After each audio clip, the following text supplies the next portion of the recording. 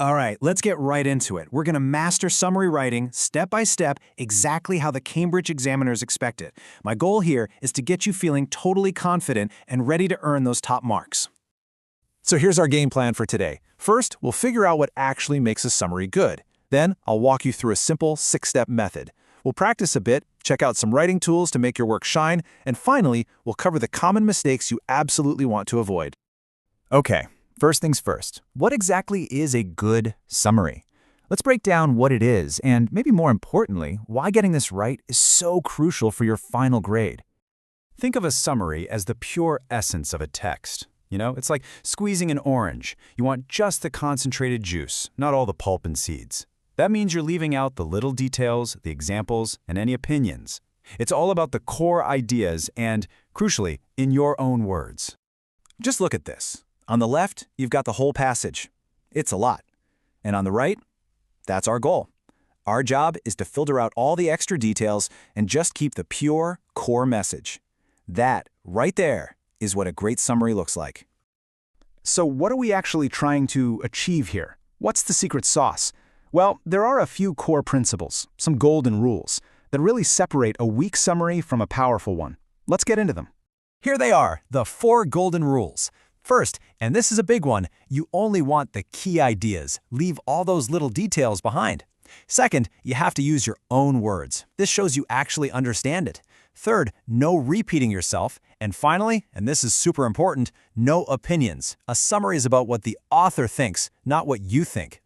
Now, this is really important. How do they actually mark this? Well, it's split into reading and writing. Look at the numbers here. A massive 10 marks are for your reading. That means selecting the right key points. And then 5 marks are for your writing, how clear and organized it is. So what's the big takeaway? Finding the right info is literally twice as important as how you write it. Focus on getting those key points down first, then make it flow. Let's get to the core of it. This isn't about just hoping for the best. It's a proven 6-step formula. Think of it as your blueprint that will guide you to a great summary every single time. Following these 6 steps, in this order, is your path to success. Reading it twice, make sure you get the big picture and then the details. Highlighting keeps you laser-focused. Making notes helps you pull out just the key information. See? You don't even start writing until step 4. This whole process keeps things logical and stops that last-minute panic. All right, enough theory. Practice is where it really clicks. So let's apply those first few steps right now and do a little hands-on work together. Okay, have a read of this short paragraph. Your mission, should you choose to accept it, is to find the single most important message here. What's the main idea the writer is trying to get across? Go on, feel free to pause and really think about it. Don't get distracted by the stats or extra words. What is the absolute core point? And there you have it. The key point is the impact. That bit about millions of tons is just a supporting detail. The main idea, the real heart of it, is that plastic pollution causes harm to the marine environment. Simple as that. Great job! Let's try one more. This one's a little more complex because it shows a relationship between 2 different ideas. Give it a careful read. So again, what's the central argument? What is the author really trying to tell us with this one? Perfect. See? The main idea isn't just that governments are banning plastics. The real point is that those bans don't work unless the public cooperates. That connection between the 2 ideas is the main point you need to capture. So, you've found your main ideas? That's fantastic. That's the hard part done. Now we need the right tools to piece them together, to turn your notes into a smooth, high-scoring paragraph.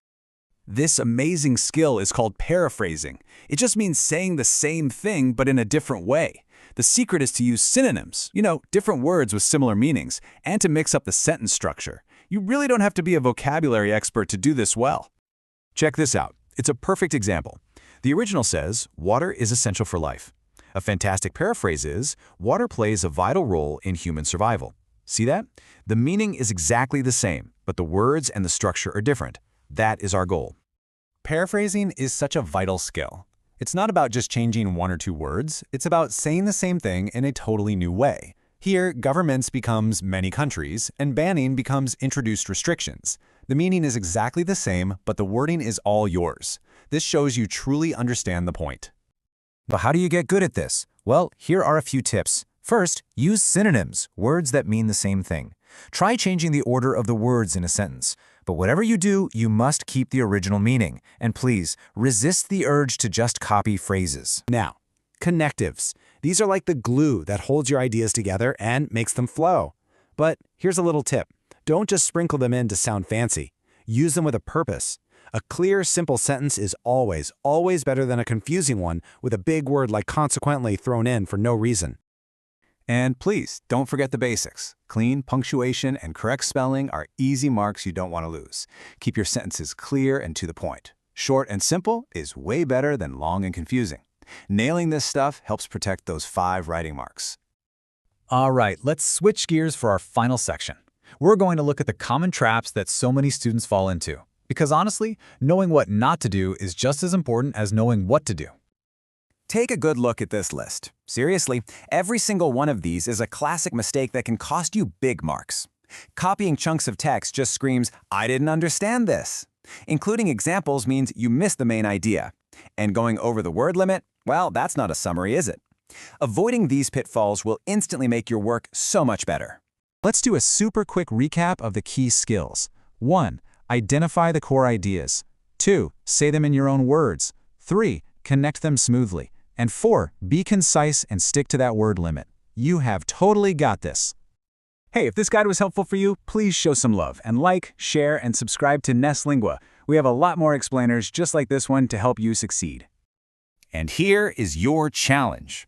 I want you to apply everything we've just learned to a new topic: ways to protect the environment. Find an article or just use what you already know, pull out the key ideas, and write a perfect summary. And I'll leave you with this last thought. Mastering summary writing isn't just about passing an exam. It's about learning to find clarity in a world that's just full of information. So think about it. How can one small, concise idea completely change the way we see a really big problem? Thanks so much for joining me today.